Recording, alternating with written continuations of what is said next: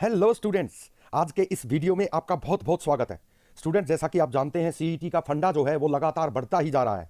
समझ में नहीं आ रहा है कि ये होना क्या होगा क्या।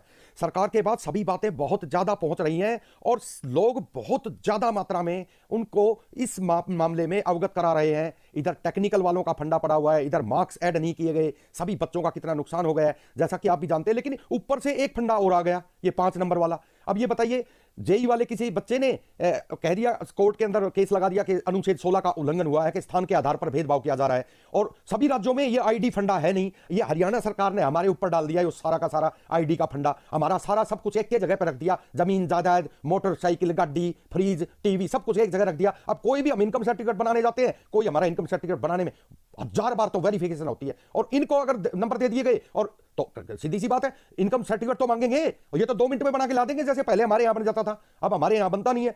अब नंबर दे दिए तो फंडा। अब आपको ये पता है कि बाहर वालों की फिक्स परसेंटेज होती है पोस्ट के लिए, बाहर वाले किसी भी कैटेगरी को तो नहीं माना जाता, लेकिन ये यूआर की सीट खा जाते हैं बाहर वाले, यूआर यानी जनरल की सीट में ये सिलेक्ट हो जाते हैं। अब इनको 5 नंबर दे दिए तो भी ये सिलेक्ट होंगे, ना दोगे तो भी सिलेक्ट होंगे, कारण लगने उतने ही हैं। बस फर्क ये पड़ जाएगा कि 5 और दे दोगे तो कोई और लगेंगे और 5 निकाल नहीं दोगे तो कोई और लगेंगे। लगने तो इनकी फिक्स है बाहर वालों की, वो तो इनको देनी पड़ेगी। अब बस फंडा ये है कि वो बंदा जिसने कोर्ट में केस लगाया उसके थोड़े से कम होंगे, उसने 5 के लिए कर दिया केस। तो अब क्या होगा क्या नहीं होगा, ये तो कोर्ट और सरकार के उस पे फैसले पे डिपेंड है। कोर्ट अड़ंगा बहुत ज्यादा डालेगी, इसमें पक्की बात है, कोर्ट अड़ंगा डालेगी और सारी बातें होंगी और ये आखिरी में जाकर आप देख लेना क्वालिफाइंग पे आएगा और ये सारे के सारे अड़ंगेबाजी जो हो रही है इन पे विचार करना पड़ेगा। लेकिन इसमें टाइम तो लगेगा स्टूडेंट्स, लेकिन जल्दी से जल्दी कोर्ट नहीं अड़ंगा डालना चाहती, कोर्ट भी जल्दी से जल्दी फैसले करेगी, तो आप ज्यादा वेट ना करें, थोड़ा बहुत पढ़ाई भी बीच में करते रहें, मैं तो यही कहता हूं। तो देखिए, आज के हमारे इस वीडियो में हमारा पहला क्वेश्चन क्या है। देखिए स्टूडेंट्स, हमारा पहला क्वेश्चन है कि एल्युमिनियम धातु का निष्कर्षण किस अयस्क से होता है। तो पहला ऑप्शन है बॉक्साइट, दूसरा है डोलोमाइट, तीसरा है क्रायोलाइट और इनमें से कोई नहीं। तो हमारा इसमें आंसर होगा स्टूडेंट्स बॉक्साइट। लेकिन हम ये उत्तर ढूंढने के लिए नहीं कर रहे हैं, मैं आपको ये बताना चाहता हूं कि ऑप्शनल क्वेश्चंस को करने के लिए हमें डिटेल स्टडी करनी चाहिए। चाहे हम पॉलिटिकल साइंस पढ़ रहे हैं, चाहे हम इतिहास पढ़ रहे हैं, चाहे हम कुछ भी पढ़ रहे हैं, हमें डिटेल्ड स्टडी करने में ज्यादा फायदा है, क्योंकि एक बात के 10-10 पहलू होते हैं, पता नहीं किस पहलू को कैसे घुमाकर कोई क्या प्रश्न पूछ ले। तो यह बात आपको याद रखनी है, इसमें हमें दूसरे ऑप्शन पर भी विचार करना चाहिए। देखिए क्या, डोलोमाइट क्या होता है, यह मैग्नीशियम का अयस्क होता है और क्रायोलाइट क्या होता है, ये एल्युमिनियम का अयस्क होता है। हमने एक चीज तो ठीक है, हमने निशान लगा दिया कि बॉक्साइट होता है, लेकिन हमें यह भी तो पता होना चाहिए कि डोलोमाइट क्या होता है, मैग्नीशियम का अयस्क, और क्रायोलाइट एल्युमिनियम का अयस्क। तो ये बातें भी हमारे लिए बहुत जरूरी है स्टूडेंट्स। अगला क्वेश्चन देखिए स्टूडेंट्स, पारे का मुख्य अयस्क क्या है। तो देखिए, पहले नंबर पे पायराइट है, 2 नंबर पे बॉक्साइट है, तीसरे नंबर पे हेमेटाइट है, चौथे नंबर पे सीनेबार है। तो स्टूडेंट्स, ये बात हमें याद रखनी चाहिए कि सीनेबार पारे का मुख्य अयस्क होता है। लेकिन मैं आपको इसीलिए नहीं, मैं आपको ये दिखाना चाहता हूं कि डिटेल स्टडी कितनी जरूरी है। देखिए, डिटेल्ड स्टडी हर चीज की बहुत जरूरी होती है। इसमें सीनेबार हमारा आंसर आ गया, लेकिन हमें पता होना चाहिए पायराइट क्या होता है।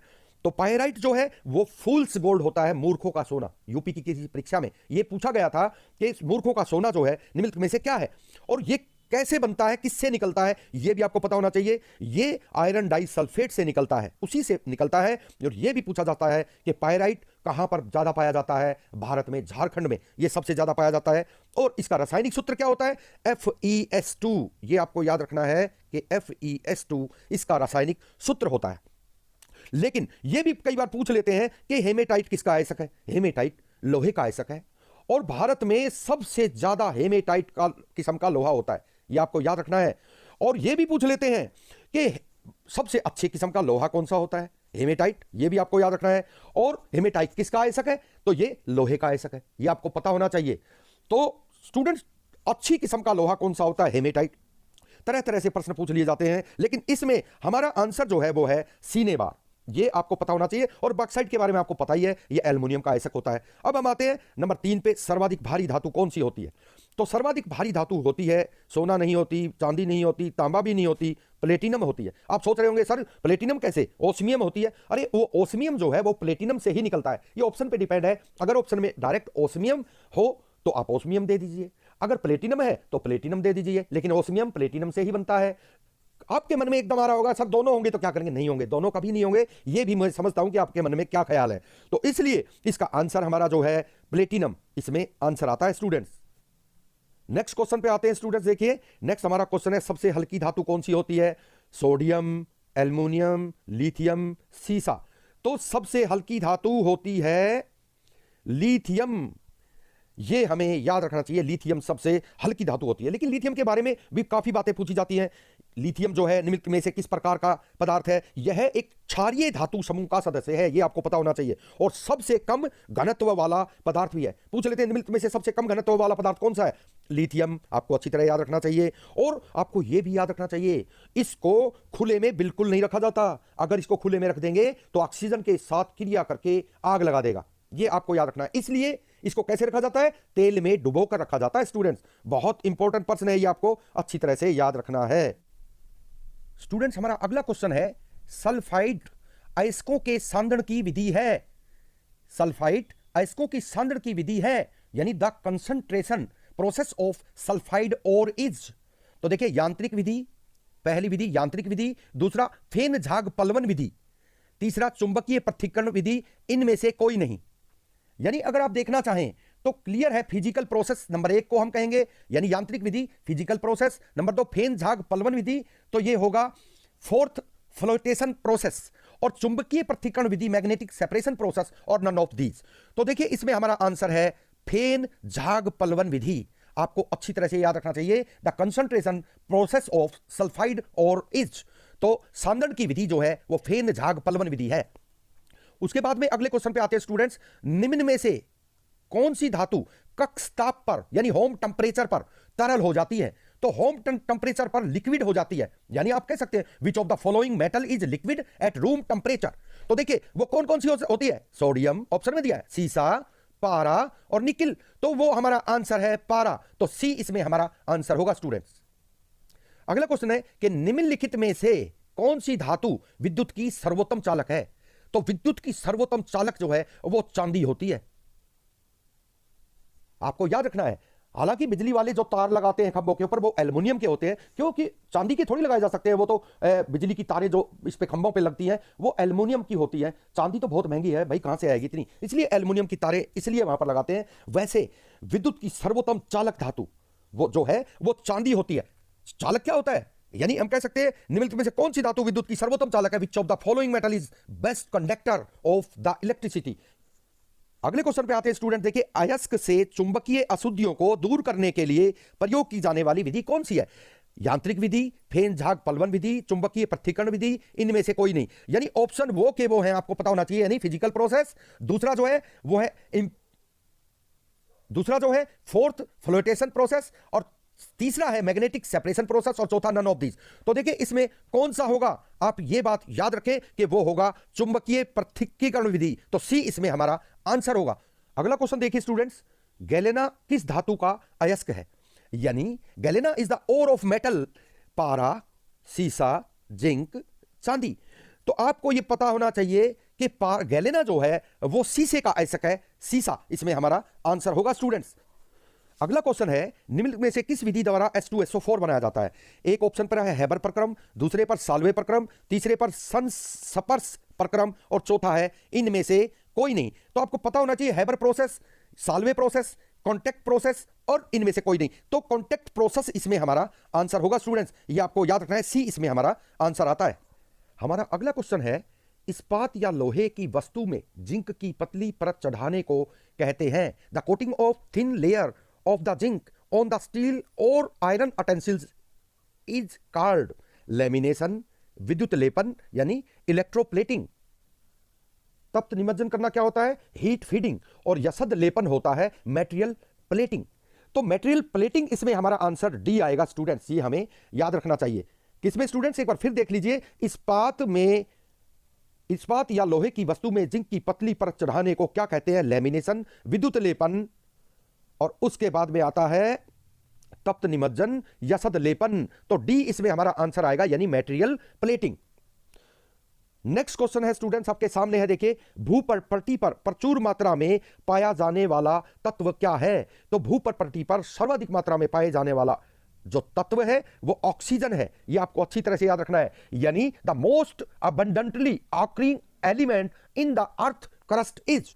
अगला क्वेश्चन देखिए स्टूडेंट्स, कार बैटरी में प्रयोग किए जाने वाला विद्युत अपघटय क्या है, यानी the electrolyte employed in the car battery is what. तो कहता है पहला HCl, दूसरा H2SO4, तीसरा HNO3, इनमें से कोई नहीं।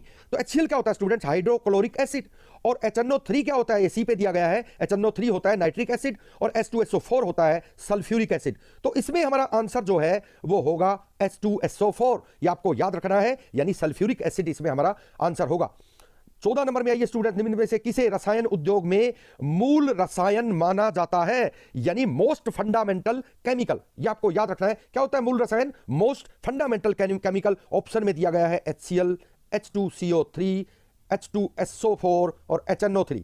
तो ये आपके सामने है स्टूडेंट्स, आप देखिए इसमें कौन सा रसायन मूल, द मोस्ट फंडामेंटल रसायन जो माना जाता है वो क्या है, वो है H2SO4। तो H2SO4 इसमें हमारा आंसर होगा स्टूडेंट्स। अगला क्वेश्चन है स्टूडेंट्स, विद्युत बल्ब का फिलामेंट तंतु निम्न में किस का बना होता है, तो वो टंगस्टन धातु का बना होता है। टंगस्टन धातु क्यों, क्योंकि अत्यधिक ताप मिलने पर भी ये नहीं पिघलती, इसका गलनांक जो है वो सर्वाधिक होता है, इसलिए अत्यधिक ताप पर भी ना पिघलने वाली धातु टंगस्टन। और मैं बता दूं कि ये पूछ लिया जाता है कि भारत में टंगस्टन सबसे ज्यादा कहां होता है, तो राजस्थान में, आपको ये भी याद रखना है। अगला क्वेश्चन है, उपधातुएं वे तत्व हैं जो गुण धर्म दर्शाते हैं, धातुओं के अधातुओं के, ए और बी दोनों, इनमें से कोई नहीं। ये आपको अच्छी तरह याद रखना है, क्या मतलब है, यानी metalloids are those element which show the properties of metals non metal, यानी धातुओं की metals non metals, A and B two, यानी ए और बी दोनों। तो इसमें हमारा आंसर आता है स्टूडेंट्स ए और बी दोनों। अगला क्वेश्चन है स्टूडेंट्स देखिए, पीतल एक है, क्या है, धातु, अधातु, मिश्र धातु, उपधातु, यानी मेटल नॉन मेटल। अधातु नॉन मेटल होता है, अलॉय मिश्र धातु होती है, और उपधातु मेटलॉइड होता है। तो देखिए इसमें हमारा आंसर आएगा मिश्र धातु। और यह भी हमें याद रखना है कि ब्रास बोलते हैं इसको, यानी पीतल जो है तो किस से मिलकर बनता है, तो कॉपर एंड जिंक से मिलकर इसको बनाया जाता है, यह हमेशा याद रखना है। नेक्स्ट क्वेश्चन पे आते हैं स्टूडेंट देखिए, अयस्क में उपस्थित अशुद्धियां कहलाती हैं, अयस्क में उपस्थित अशुद्धियां, इसको क्या बोलते हैं, impurities present in the ore.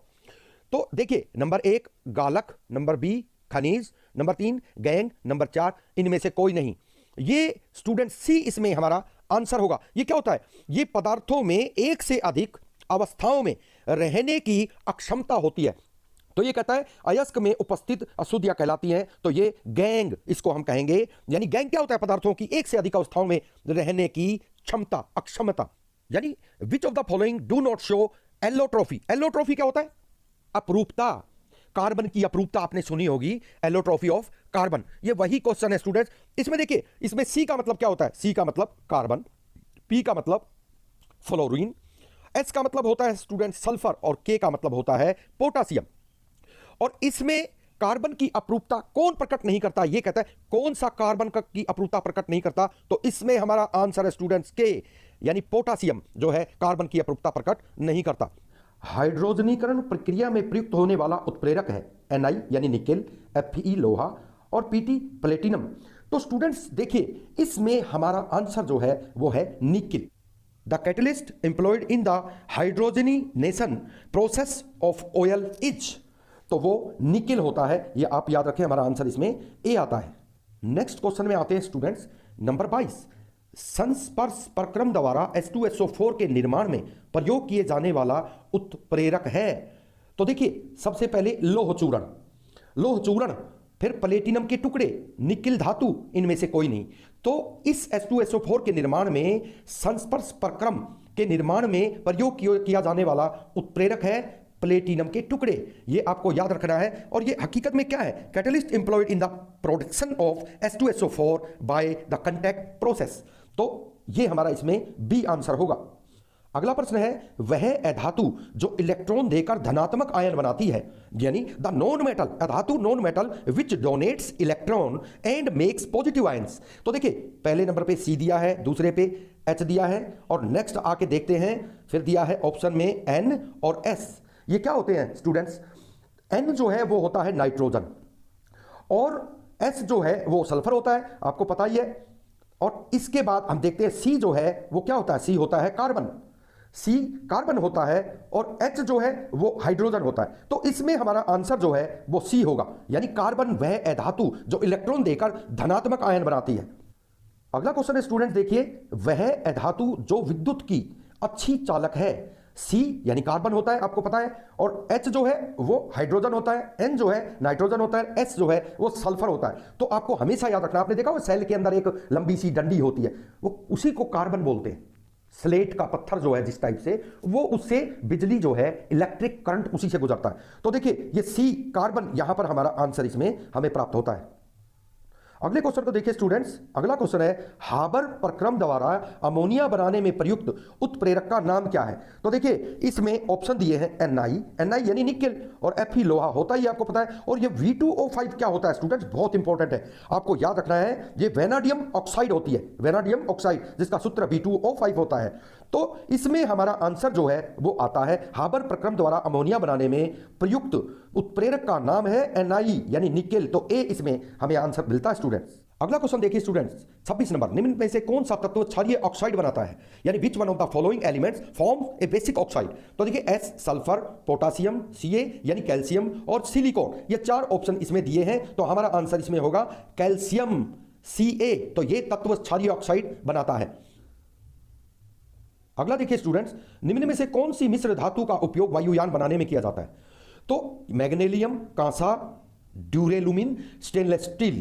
तो इसमें आपको यह याद रखना है, वो मिश्र धातु जिसका प्रयोग होता है वो होता है ड्यूरेलुमिन। और ये ड्यूरेलुमिन होता क्या है, ये एक हार्ड लाइट वेट अलॉय होता है, किसका, एल्युमिनियम का, और इसका प्रयोग वायुयान एयरक्राफ्ट बनाने में किया जाता है। ये आपको अच्छी तरह से याद रखना है। तो इसमें हमारा आंसर बी होगा। अगला क्वेश्चन देखिए स्टूडेंट्स, उपधातु यानी मेटलॉइड का उदाहरण है। तो Sb दिया है, ये Sb क्या होता है, बहुत इंपॉर्टेंट, आपको याद रखना है, ये एंटीमनी होता है। एंटीमनी क्या होता है, एंटीमनी एक धातु होती है जिसका एटॉमिक नंबर 51 होता है, एटॉमिक नंबर 51, और Sn जो है ये होता है टिन, और S जो है ये सल्फर होता है, Na जो है ये सोडियम होता है। तो आपको याद रखना है कि Sb जो है ये उपधातु है, Sb उपधातु यानी एंटीमनी, एटॉमिक नंबर 51, ये उपधातु यानी मेटलॉइड का उदाहरण है। ये आपको अच्छी तरह से याद रखना है। नेक्स्ट है, सोडियम तथा पारे के मिश्रण को कहा जाता है एमलगम।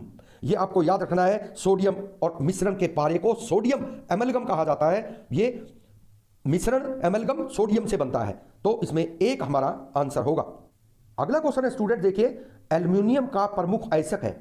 तो एल्युमिनियम जो है उसका प्रमुख आवश्यक बॉक्साइड होता है, ये आपको याद रखना है। एल्युमिनियम का आयस्क बॉक्साइड होता है, पहले भी इसका जिक्र हो चुका है, लेकिन आपको यह भी पता होना चाहिए कि ये कोरंडम क्या होता है, कोरंडम।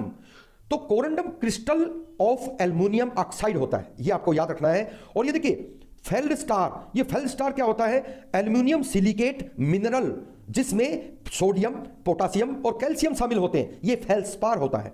और क्रायोलाइट मैं आपको पहले ही करा चुका हूं। तो स्टूडेंट्स इस तरह से इसमें हमारा आंसर जो है वो आता है बी, ए, बॉक्साइट। तो स्टूडेंट्स आज के लेसन में इतना ही, नेक्स्ट लेसन में फिर मिलते हैं, जब तक के लिए टाटा।